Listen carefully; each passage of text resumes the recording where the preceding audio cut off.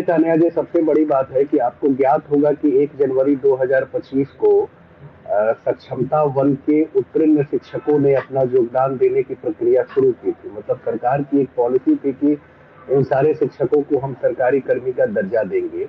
उसके लिए सभी शिक्षकों ने बिहार विद्यालय परीक्षा समिति के द्वारा आयोजित परीक्षा उत्तीर्ण भी किया और उत्तीर्णता हासिल करने के बाद वो लोग को सरकार ने पदस्थापित किया। बहुत सारे शिक्षक अपने ही विद्यालय में पदस्थापित हो गए और योगदान की प्रक्रिया 1 जनवरी से सरकार ने शुरू किया।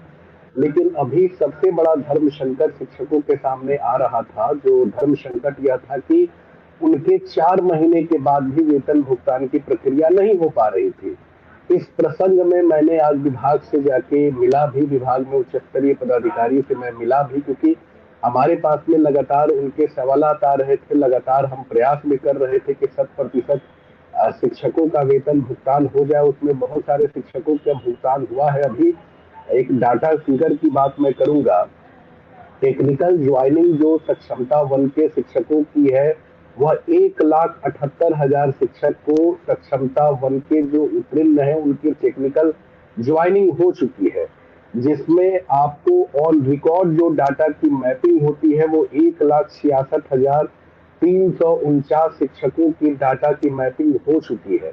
12,000 ऐसे शिक्षक हैं जिनके डाटा की मैपिंग नहीं हुई है और जिनका वेतन अब तक नहीं गया है। उनके वेतन नहीं जाने के पीछे जो सबसे बड़ी समस्या रही है, उनकी समस्या थी कि जो प्राण जनरेशन जो होता है या बिहार विद्यालय परीक्षा समिति में जो एप्लीकेशन नंबर उनका होता है, तो जब शिक्षक अपना प्राण जनरेशन करते हैं तो उसमें वो एप्लीकेशन नंबर को डालते हैं। जब वो एप्लीकेशन नंबर डालते हैं तो बहुत आसानी से जो है कि डाटा मैपिंग की प्रक्रिया हो जाती है। लेकिन वो 12,000 शिक्षक ऐसे हैं जिनका किसी कारणवश या उन्होंने प्राण जनरेशन में अपना जो है वो डाला डाला वो नहीं है, एप्लीकेशन आईडी को उन्होंने नहीं डाला है। उनका जो है कि अब तक मैपिंग की प्रक्रिया नहीं शुरू हो पाई है, जिसके लिए आज हमने बात भी किया और उसके संज्ञान में जब विभाग को आया तो उसमें एक रास्ता भी निकाला गया कि इसको मैन्युअली मैपिंग करने की प्रक्रिया शुरू हो गई है। अब वो जो डाटा है, जैसे जिनका भी एप्लीकेशन नंबर है और जो शिक्षकों का प्रान नंबर है, तो उनके नाम के आगे का नाम लेके और उनको मैपिंग मैन्युअली करा के और वो एचआरएमएस पोर्टल पे अपलोड किया जाएगा ताकि उनका डाटा भी मैप हो जाएगा। और अभी तक का जो स्थिति है उसमें 1,57,000 जो शिक्षक हैं जिनकी ऑन बोर्डिंग से लेके और टेक्निकलिटी सारी चीजें पूरी हो चुकी है और वेतन जाने की प्रक्रिया भी उनकी शुरू हो जाएगी। आज से ही एचआरएमएस पोर्टल शुरू हो गया है। अब जिला में भी लगातार राज्य से समीक्षा भी की जा रही है। इस प्रसंग में हम लोगों ने बात किया है, समीक्षा भी की जा रही है राज्य से कि कितने शिक्षकों का नहीं गया है, क्यों नहीं गया है। बहुत सारे जिला जो है आज भी बहुत पीछे पड़े हुए हैं, जो वेतन भुगतान नहीं कर पा रहे हैं, नहीं दे पा रहे हैं। शिक्षकों में एक निराशा की भाव भी उत्पन्न हो रही है कि आखिर क्यों नहीं वेतन जा रहा है।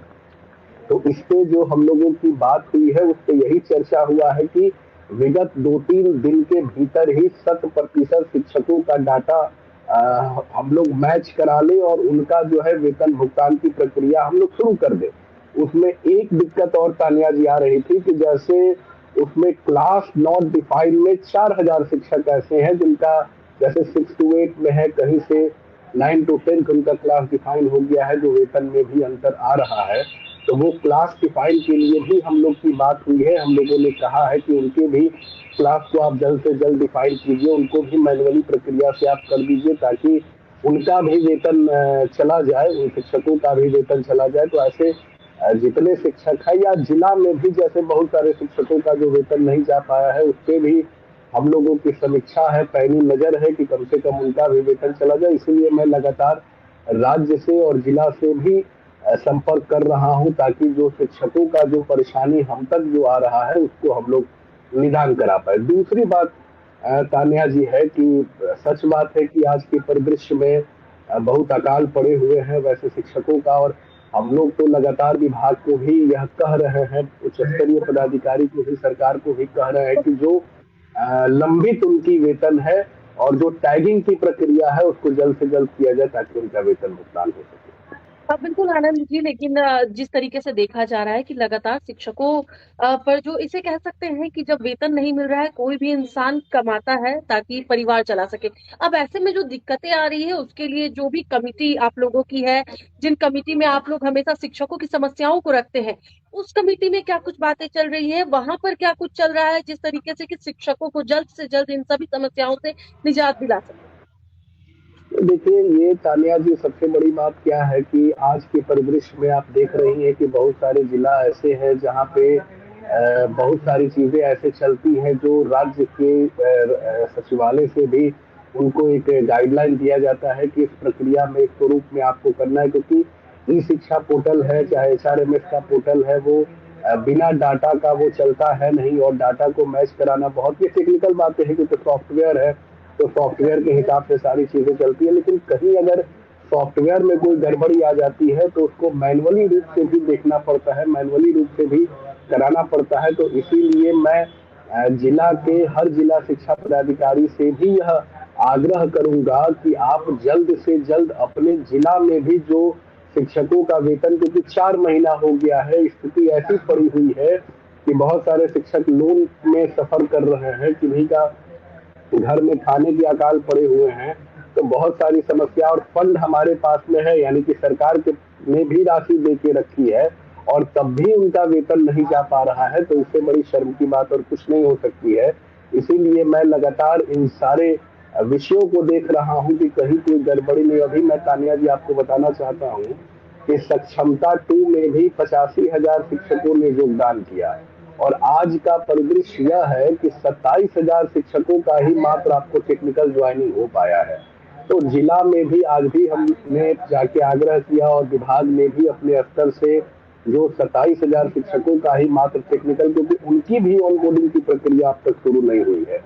और उन भी शिक्षकों को मैं कहना चाहता हूं कि जो लोग भी अगर अपना प्राण का जनरेशन करते हैं तो उसमें अपना एप्लीकेशन नंबर बिहार विद्यालय परीक्षा समिति का है, उसको अवश्य रूप से डालेंगे, क्योंकि उसी डाटा से वो दोनों डाटा बनता है। तो 27,000 ही मात्र समझिए कि टेक्निकल ज्वाइनिंग हो पाया है। आज ही सभी जिला के जिला कार्यालयों को यह निर्देशित किया गया है कि जल्द से जल्द जो है कि आप लोग ज्वाइन कराइए, टेक्निकल ज्वाइन कराइए सारे शिक्षकों का, ताकि यह जैसे ही 2 रोज में सक्षमता 1 की प्रक्रिया पूरी करके और सक्षमता 2 की प्रक्रिया जल्द से जल्द शुरू की जाए। क्योंकि देखिए, है तानिया जी क्या कि अगर वेतन नहीं मिलेगा, और क्योंकि सरकारी कर्मी सब लोग बन गए हैं, तो सरकारी कर्मी बन गए हैं तो उनका अब एचआरएमएस पोर्टल के माध्यम से ही विभाग के द्वारा वेतन की भुगतान होती है।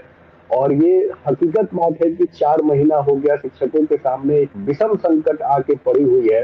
लेकिन अगर इस विषम संकट से अगर हम लोग नहीं निकालेंगे तो फिर उनके सामने एक बहुत बड़ी चुनौती है।